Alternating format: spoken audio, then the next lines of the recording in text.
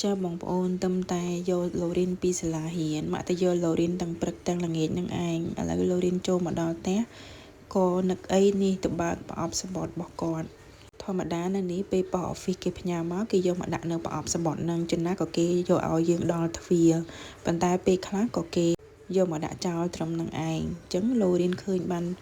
កញ្ចប់ស្អីទេឥឡូវឡូរីនអានបក់ម្ដងទៀតហើយ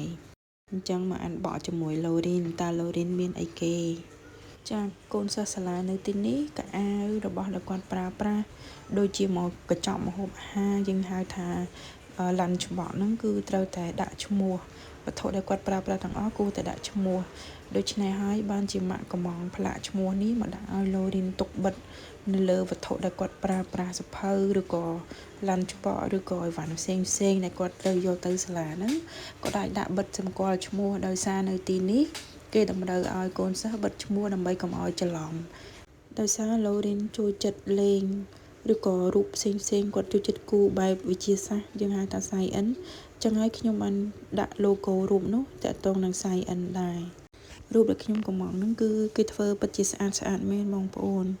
ហើយខ្ញុំតម្លៃធូរទៀតហើយខ្ញុំកំងហ្នឹងគឺជា website AliExpress ទេតែពេលយើងអាចរើសជារូបគំរូមានន័យថាគេមានគំរូច្រើនយើងរើសរូបគំរូណាដែលយើងស្រឡាញ់ទៅហើយយើងដាក់ឈ្មោះនៅលើហ្នឹងដើម្បីឲ្យគេ print ជាស្ដែងខ្ញុំគិតថានៅទីនេះក៏មានដែរតែគ្រាន់តែវាមានតម្លៃថ្លៃអញ្ចឹងហើយម៉ាក់ក៏ order ពី AliExpress ទៅគ្រាន់តែកំងឈ្មោះនិងគំរូមួយណាដែលយើងស្រឡាញ់ទៅគេនឹងផ្ញើមកដល់ផ្ទះយើងហើយវាផ្ដល់ភាពងាយស្រួលណាស់ដោយសារនៅពេលដែលយើងយកអីវ៉ាន់អីទៅសាលានោះគឺមិនច្រឡំនឹងគេទេហើយមួយទៀតខ្ញុំបានកំងធ្វើជាត្រាសម្រាប់បោះពុម្ពលើខោអាវរបស់គាត់ដូចជាផ្លាកអាវផ្លាកអីអញ្ចឹងពីព្រោះនៅទីនេះពេលខ្លះគេកាត់ផ្លាកចោលទៅយើងអត់ដឹងថាមួយណាជាអាវរបស់យើងទេឬក៏យើងថាជាឯកសណ្ឋានហ្នឹងតើតែយើងយកត្រាហ្នឹងទៅបោះដើម្បីសម្គាល់បើមិនអញ្ចឹងទេច្រឡំគ្នាដោយសារក្មេងនៅទីនេះកៅអៅគឺពាក់លេខប៉ុនគ្នាអញ្ចឹងហើយយើងតម្រូវឲ្យបោះឈ្មោះហ្នឹងនៅលើខោអាវនិងវត្ថុប្រើប្រាស់ផ្សេងទៀត